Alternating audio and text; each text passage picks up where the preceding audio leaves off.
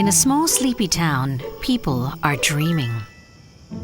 But not everyone's dreams will come true. Human traffickers prey on people's dreams and lure them away for their own benefit. How do they do this?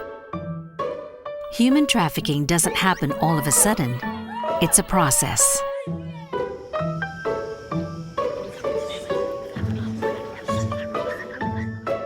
First, traffickers act.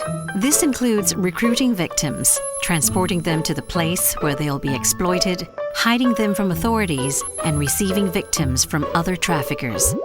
So why don't the victims run away or say no? Because traffickers use different means. This includes threatening or forcing victims to do what they want, abducting or deceiving the victims, and abusing power. Sometimes traffickers promise small payments or benefits to get the victim to cooperate. And why are the traffickers doing this? The purpose of trafficking is exploitation. Traffickers take advantage of victims for their own profit or benefit.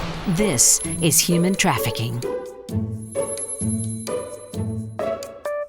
This man's neighbor tells him that he has a great job for him on a very safe construction site and that he'll be paid a lot of money.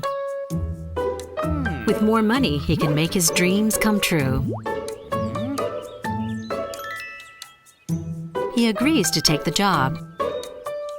A few days later, the neighbor's friend picks him up and they drive to the construction site. It's a very long way from his home. This man is put to work immediately without any training or protective equipment, without enough to eat or drink, and with very few breaks. After many months, he's only been paid a fraction of what he was promised. He knows he's been tricked, but he doesn't have enough money to get home. This man is a victim of human trafficking. He was recruited by his neighbor and tricked into thinking he was going to work at a safe construction site for fair pay. Instead, he was forced to work long hours in unsafe conditions for almost no money, while others benefited from his exploitation. One day, while looking for jobs online, this woman comes across an opportunity to work in a restaurant in a big city. Her application is successful, and her new employer arranges for her travel there.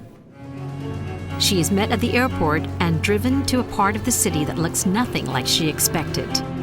The car pulls up to a building. The door is shut and locked behind her.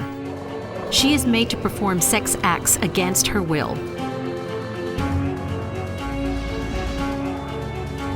She is trapped.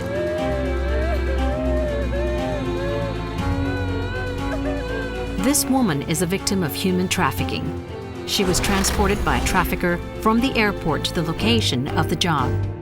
When she arrived at the location and realized it was not the restaurant job she was expecting, the traffickers used force to keep her there. She was then exploited for forced sex work.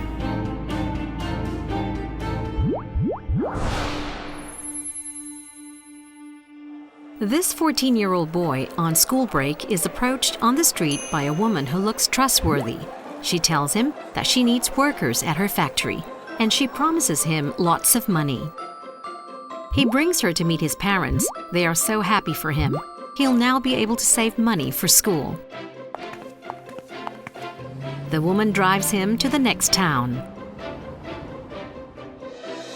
They pull up to an old building.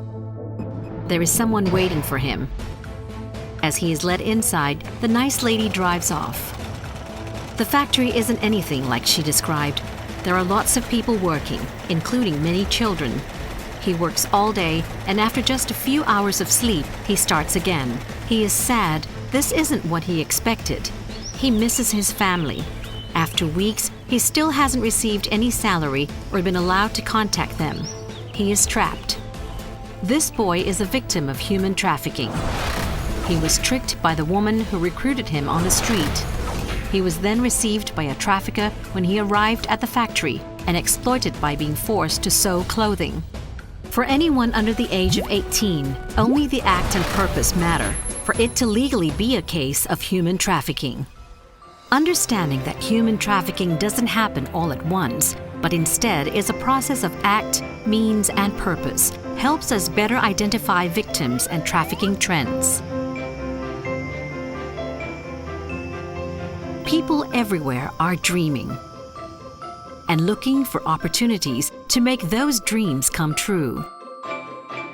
Human trafficking is happening all around us. Will you recognize it when you see it?